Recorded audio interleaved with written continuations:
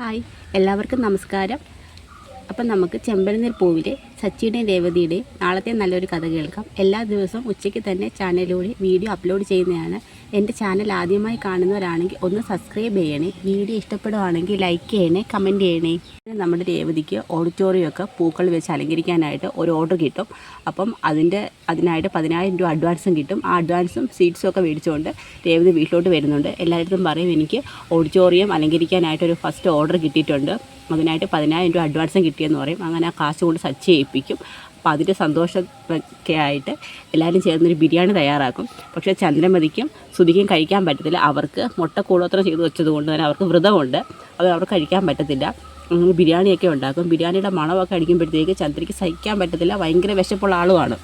അപ്പോഴത്തേക്ക് എല്ലാം ചെയ്ത് കഴിയുമ്പോഴത്തേക്ക് ഒരു അമ്മ നല്ല ബിരിയാണിയുടെ മണം, എനിക്കൊക്കെ വിശന്നിട്ട് വയ്യെന്നൊക്കെ പറയും. നീ കാരണം ഇങ്ങനെയൊക്കെ സംഭവിച്ചതെന്ന് പറയും, നിൻ്റെ ഒരു വ്രതം എന്നൊക്കെ പറയും.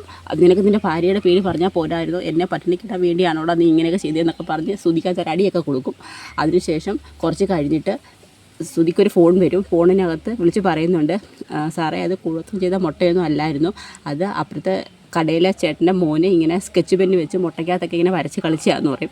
അത് കേൾക്കുന്ന ശ്രുതിക്ക് വലിയ സന്തോഷവും. ഇനി വ്രതമൊന്നും എടുക്കണ്ടല്ലോ, എത്രയും പെട്ടെന്ന് ബിരിയാണി കഴിക്കാമെന്ന് പറഞ്ഞ് അമ്മയും കൂട്ടിക്കൊണ്ട് അമ്മയും മോനും കൂടി കിച്ചണിലോട്ട് ചെല്ലും. ആ സമയത്ത് ബിരിയാണി എല്ലാവരും കഴിച്ചിട്ട് പാത്രം മാത്രം അടച്ചു വെച്ചേക്കും. അത് കാണുന്ന ചന്ദ്രയ്ക്ക് ശ്രുതിക്ക് നല്ല വിഷമം വരുന്നുണ്ട്, നല്ല വിശപ്പുമുണ്ട്.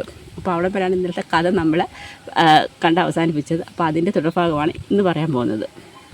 ബാമയെ കാണാൻ വേണ്ടി രേവതി വീട്ടിലോട്ട് വരുന്നുണ്ട്. വീട്ടിലോട്ട് വരുന്ന സമയത്ത് പറയും, വീട്ടിലെ പ്രശ്നങ്ങളൊക്കെ എന്തൊക്കെയായി രേവതി, പ്രശ്നങ്ങളൊക്കെ മാറിയോ? പക്ഷേ ചന്ദ്രയ്ക്ക് ഇപ്പോഴും എന്നോട് പിണക്കം മാറിയിട്ടില്ലെന്ന് പറയും. അങ്ങനെയൊന്നുമില്ല, ആൻറ്റി അമ്മയായിട്ട് എത്ര വർഷത്തെ പരിചയമുള്ളതാണ്, അത് പൈസ കാണാതായതുകൊണ്ടുള്ള ദേഷ്യം കൊണ്ട് അമ്മ പറഞ്ഞത്, പിന്നെ പൈസ കിട്ടിയല്ലോ, എന്നാലും എവിടുന്ന് ആൻറ്റി പെട്ടെന്ന് പൈസ റെഡിയായെന്ന് പറയും. അത് പൈസ അവിടെ ഉണ്ടായിരുന്നു എന്ന് പറയും. പിന്നെ ആദ്യം നോക്കിയ സമയത്ത് അമ്മയും ആൻറ്റിയും കൂടി ആണല്ലോ ഇവിടെ എല്ലാം നോക്കിയത്, അപ്പോൾ അലമാരി പൈസ ഇല്ലെന്നല്ലേ പറഞ്ഞ്, പിന്നെ എങ്ങനെയാണ് പെട്ടെന്ന് പൈസ അവിടെ തന്നെ കണ്ടതെന്ന് പറയും. അത് ഞാൻ ഒരു കാര്യം പറഞ്ഞാൽ നീ ആരോടും പറയില്ലെന്ന് പറയും. എന്താ ആൻറ്റി, അത് പൈസ മോഷണം പോയെന്നുള്ളത് ശരി തന്നെ, പക്ഷേ പിന്നീട് എനിക്ക് പൈസ കൊണ്ട് തന്നത് ശ്രുതിയാണെന്ന് പറയും. ശ്രുതിയോ? അവളെന്തിനാണ് പൈസ കൊണ്ട് ആൻറ്റിക്ക് തരുന്നത്? അതാണ് എനിക്ക് ആദ്യം മനസ്സിലാവാഞ്ഞത്. അവളുടെ താലിച്ചെയിനും ഗോൾഡും എല്ലാം വിറ്റിട്ട് 2 ലക്ഷം രൂപ എൻ്റെ കൈ കൊണ്ട് തന്നിട്ട് പറഞ്ഞു, ഈ പൈസ ഇവിടുന്ന് മോഷണം പോയ പൈസയാണെന്ന് പറഞ്ഞ് ചന്ദ്രമതിക്ക് കൊടുക്കണമെന്ന് പറഞ്ഞ്. അതെന്തിനായിരിക്കും? അത് അവൾ പറയുന്നത് കാരണം നിന്നെ ചന്ദ്ര എപ്പോഴും മോഷണം പേരും പറഞ്ഞ് കളിയാക്കിയൊക്കെ ചെയ്യും. നിൻ്റെ ആങ്ങളെ പൈസ മോട്ടിച്ചുകൊണ്ട് പോയി, ഇനി നീ പൈസ കട്ടെടുത്തു എന്നുകൊണ്ട് നിന്നെ ഇട്ട് എപ്പോഴും കളിയാക്കും, പിന്നെ വീട്ടിലെ സമാധാനം നിലനിർത്തണം എന്നൊക്കെ പറഞ്ഞുകൊണ്ടാണ് അവൾ ആ പൈസ കൊണ്ട് തന്നത്. അവൾക്ക് ഇത്രയും നല്ലൊരു മനസ്സുണ്ടല്ലോ, ഞാനിപ്പോഴേ അവളെ ശരിക്കും മനസ്സിലാക്കിയെന്നൊക്കെ പറയും. എന്നാലും എനിക്കിത് വിശ്വസിക്കാൻ പറ്റുന്നില്ല. ശ്രുതി എനിക്ക് വേണ്ടി 2 ലക്ഷം രൂപ, അതും അവളുടെ സ്വർണ്ണമൊക്കെ വിറ്റ് ചെയ്തതെന്ന് പറയുമ്പോൾ, അതാ ചില ആൾക്കാരെ അടുത്തറിയുമ്പോഴല്ലേ നമുക്ക് അവരുടെ മനസ്സ് മനസ്സിലാക്കാൻ പറ്റത്തുള്ളൂ എന്ന് പറയും. ശരി ആൻറ്റി, അതേ രേവതി, ഞാൻ നിന്നോട് പറഞ്ഞതെന്ന് വെച്ചാൽ നീ വേറെ ആരോടും ഇത് പറയരുത്, അവൾ എന്നോട് പ്രത്യേകം പറഞ്ഞതാന്ന് പറയും. പക്ഷേ എനിക്ക് എന്തോ അത് എനിക്കൊന്നും കൊണ്ട് മനസ്സിൽ ഒളിപ്പിച്ച് വെക്കാൻ പറ്റുന്നില്ലെന്ന് പറയും. അങ്ങനെ നേരെ രേവതി വീട്ടിലോട്ട് ചെല്ലും. വീട്ടിലോട്ട് വന്നതിന് ശേഷം രേവതി അടുക്കളയിൽ പാചകം ചെയ്യുകയാണ്. ആ സമയത്ത് വർഷ അങ്ങോട്ട് വരും. രേവതി ചേച്ചി, എനിക്ക് രാത്രി ഇന്ന് ഡിന്നറൊന്നും വേണ്ട, എനിക്കൊരു ഓംപ്ലേറ്റ് മാത്രം മതിയെന്ന് പറയും. അതിൽ കുറച്ച് സാധനങ്ങളൊക്കെ എക്സ്ട്രാ ഇടണമെന്ന് പറയും. അത് ഞാൻ പറഞ്ഞു തരാമെന്ന് പറയും. എന്തു പറ്റി, നീ സാധാരണ രാത്രി ആഹാരം കഴിക്കുന്നതാണല്ലോ? വേണ്ട ചേച്ചി, എന്നെ ആ ശ്രീകാന്ത് തടിച്ചീന്ന് വിളിച്ചെന്ന് പറയുന്നില്ല. തടിച്ചീന്നോ? എനിക്ക് ഭയങ്കര തടിയാന്ന് പറഞ്ഞു. നിനക്ക് നിൻ്റെ പ്രായത്തിനനുസരിച്ചുള്ള തടിയേ ഉള്ളൂ, അല്പം തടിയൊക്കെ ഉണ്ടെങ്കിലേ കാണാൻ നല്ല ഭംഗിയുള്ളൂ, അതിൻ്റെ പേര് നീ ആഹാരം കഴിക്കാമെന്ന് ഇരിക്കേണ്ട, ഞാൻ നല്ല ഇഡ്ഡലി ഉണ്ടാക്കണമെന്ന് പറയും. വേണ്ട ചേച്ചി, എനിക്കൊരു ഓംപ്ലേറ്റ് മാത്രം മതിയെന്ന് പറയും. ഞാനിനി ഡയറ്റ് ചെയ്താലോ എന്നൊക്കെ ആലോചിക്കാമെന്ന് പറയും. അങ്ങനെ അവർ തമ്മിൽ കിച്ചണിൽ സംസാരിക്കുകയാണ്. ആ സമയത്താണ് നമ്മുടെ ശ്രുതി ഡൈനിങ് ഹാളിലോട്ട് വെള്ളം കുടിക്കാൻ വരുന്നത്. അങ്ങനെ ശ്രുതിയെ കാണുന്നതും, ശ്രുതി നീ ഭക്ഷണം കഴിക്കാൻ വരുന്നില്ല എന്ന് പറയും. താങ്ക്സ് എന്ന് പറഞ്ഞ് ഒരു നന്ദി പറയും. എന്താ രേവതി, അത് നീ എനിക്ക് വേണ്ടി 2 ലക്ഷം രൂപ ബാമേൻ്റെ കൈ കൊടുത്ത കാര്യം ഞാൻ അറിഞ്ഞെന്ന് പറയും. അത് നീ എങ്ങനെ അറിഞ്ഞു? അത് ബാമേൻ്റെ എന്നോട് പറഞ്ഞെന്ന് പറയും. അപ്പോഴത്തേക്ക് പറയും, ബാമേൻ്റെ ഞാൻ പ്രത്യേകം പറഞ്ഞേ അത് പറയരുതെന്ന്. അപ്പോഴത്തേക്ക് വർഷം അവിടെ നിന്ന് ചിരിക്കാൻ തുടങ്ങും. എന്താ വർഷം നീ ചിരിക്കുന്നത്? അതേ എൻ്റെ ചേച്ചി, നമ്മൾ സ്ത്രീകൾക്കൊരു സ്വഭാവമുണ്ട്, നമ്മൾ ആരോടെങ്കിലും എന്തെങ്കിലും പറഞ്ഞിട്ട് അത് പറയരുതെന്ന് പറഞ്ഞ് അവരൊരു 24 മണിക്കൂർ മുമ്പ് അടുത്ത ചെവിയിൽ എത്തിച്ചിരിക്കും. അത് സ്ത്രീകളുടെ ഒരു സൈക്കോളജിയാണെന്ന് പറയും. ശരി, അല്ല എന്നാലും നീ എന്തിനാണ് നിൻ്റെ ഗോൾഡൊക്കെ വിറ്റ് എനിക്ക് വേണ്ടി 2 ലക്ഷം രൂപ ആൻറ്റി ഏൽപ്പിച്ചതെന്ന് പറയും. അത് നിൻ്റെ ആങ്ങളെ മുമ്പ് മോഷണ കേസിൽ പ്രതി എന്ന് പറഞ്ഞ് അത് വലിയ പ്രശ്നങ്ങളായി. പിന്നെ അതിനുശേഷം നിൻ്റെ വീട്ടുകാരൊക്കെ വന്ന് ആ പ്രശ്നം ഒത്തീർപ്പാക്കിയത്. ഇപ്പോൾ പിന്നെയും 2 ലക്ഷം രൂപ നീ അവിടെ വന്നതിൻ്റെ പേരിൽ 2 ലക്ഷം രൂപ മോഷണം പോയെന്നൊക്കെ പറഞ്ഞ് ആൻറ്റി പിന്നെയും നിന്നെ കുറ്റപ്പെടുത്തിക്കൊണ്ടിരിക്കുമല്ലേ. വെറുതെ ഓരോരോ പ്രശ്നങ്ങൾ വരണ്ടെന്ന് കരുതിയാൽ ഞാൻ ആ പൈസ കൊടുത്തത്. പിന്നെ ഗോൾഡ് വിറ്റത് കുഴപ്പമില്ല, ഇപ്പോൾ ശ്രുതിക്ക് അത്യാവശ്യം നല്ല പ്രോഫിറ്റൊക്കെ കിട്ടുന്നുണ്ട്, അതിനകത്ത് തന്നെ ശ്രുതി എനിക്ക് ഗോൾഡ് മേടിച്ച് തന്നോളും, അത് സാരമില്ലെന്ന് പറയും. ഉടനെ വർഷ പറയും, ശ്രുതി ചേച്ചി ചെയ്തതൊക്കെ നല്ല കാര്യം തന്നെ, പക്ഷേ എങ്കിലും ബാമാൻറ്റിയുടെ വീട്ടിൽ നിന്ന് മോഷണം പോയ 2 ലക്ഷം രൂപ എവിടെ പോയി എന്ന് പറയും. അപ്പോഴത്തേക്ക് ശ്രുതിക്ക് ഒരു നല്ല ടെൻഷനാവും. അതൊക്കെ രേവതി ശ്രദ്ധിക്കുന്നുണ്ട്, ശ്രുതിയുടെ ഭാവമാറ്റങ്ങളൊക്കെ. അതൊക്കെ നമ്മളതിനെ ഇപ്പോൾ അന്വേഷിക്കുന്നത്, അത് പിന്നെ അന്വേഷിക്കേണ്ടത് രേവതി പറയും. ശരി, ഓക്കെ, നീ എനിക്ക് 2 ലക്ഷം രൂപ തന്നു, എങ്കിലും അവിടെ വെച്ച 2 ലക്ഷം രൂപ എവിടെ പോയെന്ന് അറിയണ്ടേ? മോഷണം പോയെന്ന് പറയുന്നു, എങ്ങനെ മോഷണം പോയി? ഒരു കാര്യം ചെയ്യാൻ, ഞാൻ നേരെ ബാമാൻറ്റിയുടെ വീട്ടിൽ പോയിട്ട് അന്നത്തെ ദിവസം അവിടെ ആരൊക്കെ വന്നു എന്നൊക്കെ ഉള്ളതൊന്ന് അന്വേഷിക്കാമെന്ന് പറയും. നീ ഇനി വെറുതെ ഡിറ്റക്റ്റീവ് കളിച്ച് വെറുതെ രേവതിയെ കൂടുതൽ കുഴപ്പിക്കണമെന്ന് പറയും. അതിനെന്താ പ്രശ്നം, വല്ല കുഴപ്പമുണ്ടോ രേവതി ചേച്ചി നോക്കും. അല്ല, ഞാനത് പറയാൻ കാരണം ഇനി ഇതിൻ്റെ പേരിലൊരു അന്വേഷണമൊന്നും വേണ്ട ചേച്ചി, എന്നാലും മോഷണം പോയ കാശ് എവിടെയെന്ന് അറിയണ്ടായോ? പക്ഷേ ഞാൻ പറയുന്നത് വെച്ച് കഴിഞ്ഞാൽ, ഇപ്പം ഞാൻ കൊടുത്തിട്ട 2 ലക്ഷം രൂപ ബാമ ആൻറ്റി ചന്ദ്ര ആൻറ്റിക്ക് കൊണ്ട് കൊടുത്തത്, ഇപ്പം അത് മോഷണം പോലെന്ന് ആൻറ്റിക്ക് മനസ്സിലായി, ഇരുന്ന സ്ഥലത്ത് നിന്ന് മാറിയിരുന്നതാണ്. ഇനിയിപ്പം നീ അതിൻ്റെയൊക്കെ പുറമെ അന്വേഷിക്കാൻ തുടങ്ങി ആൻറ്റിക്ക് മനസ്സിലാവത്തില്ലയോ 2 ലക്ഷം രൂപ ഞാൻ കൊടുത്തിട്ടാണ് ബാമ ആൻറ്റിയെ കാശ് ഇവിടെ കൊണ്ടുവന്നതെന്ന്? പിന്നെ അത് രേവതിക്ക് വലിയ പ്രശ്നമാകുമെന്ന് പറയും. ഉടനെ അങ്ങനെ വരുമോ? അങ്ങനെയൊക്കെയാണ്, ഇനി അതിൻ്റെ പേരിൽ ഒരു അന്വേഷണമൊന്നും വേണ്ട, പോയത് പോയി എന്ന് പറയും. അങ്ങനെ ശ്രുതി അങ്ങ് പെട്ടെന്ന് അവിടെ നിന്ന് എസ്കേപ്പ് ആവുകയാണ്. വർഷയ്ക്ക് ഒരു സംശയം, എന്നാലും ശ്രുതി ചേച്ചിക്ക് അങ്ങനെ ഒരു മാറ്റം വരേണ്ടേ അല്ലല്ലോ, പ്രത്യേകിച്ചും രേവതി ചേച്ചിക്ക് ഒരു ഫേവറായിട്ടുള്ളൊരു കാര്യം ഒരിക്കലും ശ്രുതി ചേച്ചി ചെയ്യാറില്ല എൻ്റെ അനുഭവത്തിൽ. പെട്ടെന്നൊരു മാറ്റം എന്തോ എനിക്ക് അങ്ങോട്ട് ഡൈജസ്റ്റ് ആവുന്നില്ലെന്നൊക്കെ പറയും. എന്തായാലും പോട്ടെ, അവൾ അങ്ങനെ ഒരു നല്ല കാര്യം ചെയ്തില്ലേ എന്ന് പറയും. എന്തായാലും എന്തെങ്കിലും സത്യം കണ്ടുപിടിക്കാം എന്ന് പറഞ്ഞുകൊണ്ട് വർഷം അങ്ങ് പോവുകയാണ്. അതിനുശേഷം സച്ചി വീട്ടിലോട്ട് വരും. അങ്ങനെ സച്ചി എടുത്ത് നടന്ന കാര്യമൊക്കെ രേവതി സച്ചിയോട് പറയും. ഞാനിന്ന് ബാമാൻ്റെ വീട്ടിൽ പോയിരുന്നു, ബാമാൻ്റെ പറയുകയാണ്, ശ്രുതി അവളുടെ താലിമാല വിറ്റ് 2 ലക്ഷം രൂപ ബാമാൻ്റെ ഏൽപ്പിച്ചു, ആ കാശാണ് മോഷണം പോകുന്നതെന്ന് പറഞ്ഞ് അമ്മ ഏൽപ്പിച്ചതെന്ന് പറയും. അതെന്തിനാ പാർലറേട്ടതി അങ്ങനെ ചെയ്തത്? അത് നിനക്ക് വേണ്ടി. അതാ സച്ചിയായിട്ട് എനിക്കും മനസ്സിലാവാത്തത്. വർഷം അങ്ങനെ തന്നെ പറയുന്നത്. അവൾക്ക് ബുദ്ധിയുണ്ട്, എന്തൊക്കെ പറഞ്ഞാലും പൗഡർ എടുത്ത് നിനക്ക് വേണ്ടി ഒരിക്കലും അങ്ങനെ ഒരു സഹായം ചെയ്യേണ്ടതല്ല, അവൾ നിനക്ക് എന്തെങ്കിലും വേല വെക്കാൻ നേരത്തെ നിൽക്കുന്ന പെണ്ണാന്ന് പറയും. എന്തോ എനിക്ക് അങ്ങോട്ടത് വിശ്വസിക്കാൻ പറ്റുന്നില്ലെന്ന് പറയും. അവൾക്ക് എന്തെങ്കിലും അപകടം ഉണ്ടാകുന്ന കാര്യം മാത്രമേ അവൾ ചെയ്യാറുള്ളൂ. ഇതിപ്പം പെട്ടെന്ന് എന്താ അവൾക്കൊരു മാറ്റം എന്നൊക്കെ പറയും. എന്തോ അവളൊരു ഫ്രോഡാണ്, എനിക്ക് പണ്ടേ അവളെ കാര്യത്തിൽ നല്ല സംശയമുണ്ടെന്ന് പറയും.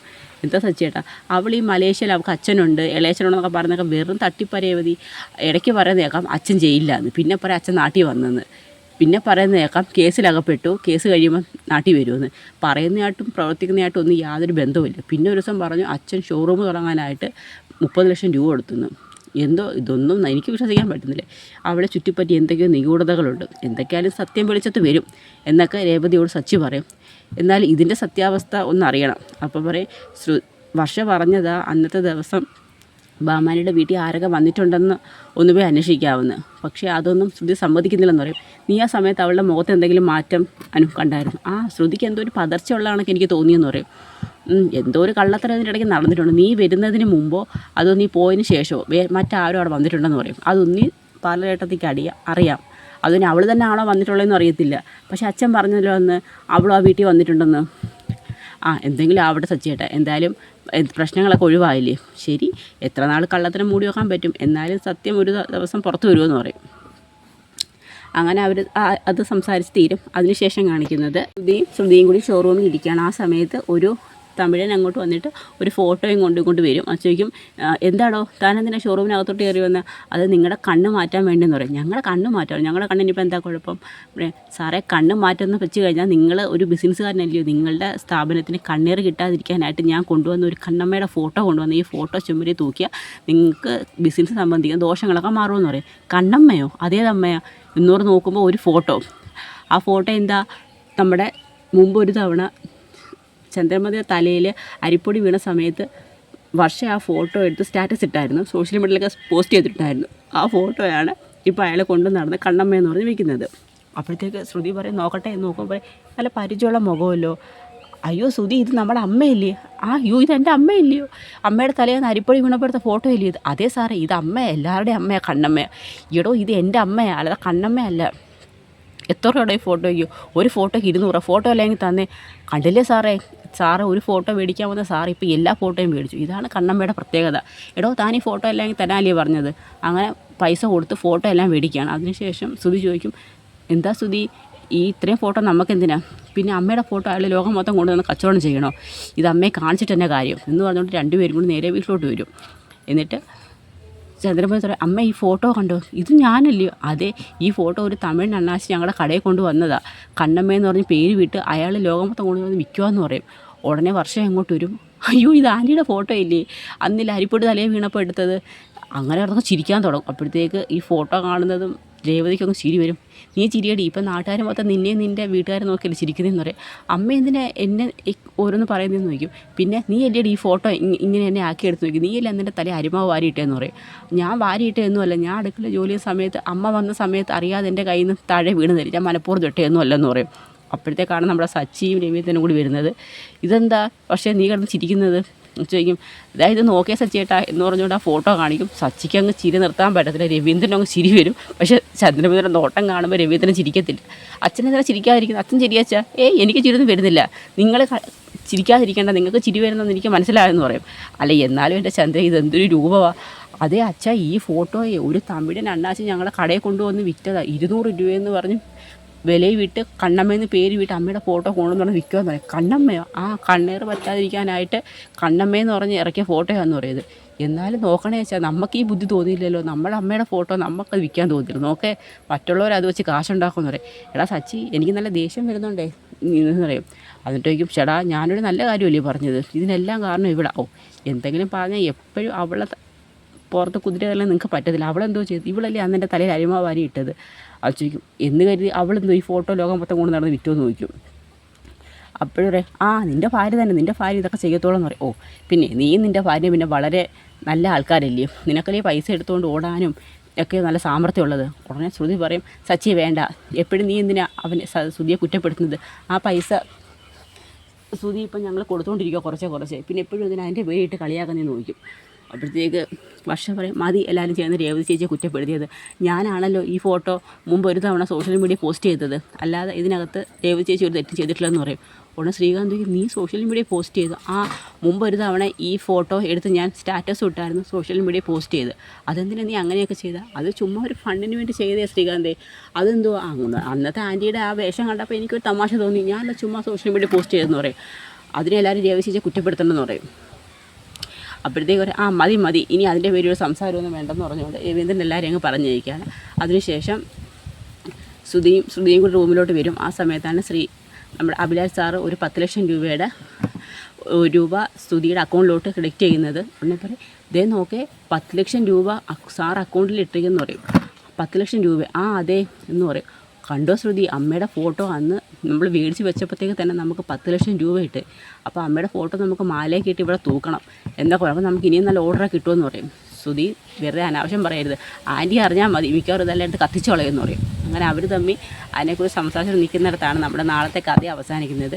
ഇനി ശ്രുതിയാണ് ഭാമയുടെ വീട്ടിൽ നിന്ന് പൈസ മോടിച്ചെന്നൊരു സംശയം വർഷയ്ക്കും സച്ചിക്കും ഒക്കെ ഉണ്ട്. ഇനി അതിൻ്റെ സംശയം വച്ചുകൊണ്ട് വർഷയും സച്ചിയൊക്കെ ഒരു അന്വേഷണത്തിന് മുന്നോട്ട് പോകും. അപ്പോൾ അതിൻ്റെയൊക്കെ വലിയ വിശേഷങ്ങളാണ് നമ്മൾ കാണാൻ പോകുന്നത്. അപ്പോൾ ശ്രുതിയാണ് പണം മോഷ്ടിക്കപ്പെട്ടതെന്ന് കണ്ടു കഴിഞ്ഞാൽ നമ്മുടെ ചന്ദ്രമതിയുടെ പ്രതികരണമൊക്കെ എന്തായിരിക്കും, അപ്പോൾ അതിൻ്റെയൊക്കെ വലിയ വിശേഷങ്ങളാണ് നമ്മളിനി കാണാൻ പോകുന്നത്. അപ്പോൾ അതിനായി നമുക്ക് കാത്തിരിക്കാം. എല്ലാവർക്കും വീഡിയോ ഇഷ്ടമായെങ്കിൽ സപ്പോർട്ട് ചെയ്യണേ. എല്ലാവർക്കും ഒരു നല്ല ദിവസം നേരുന്നു. നന്ദി.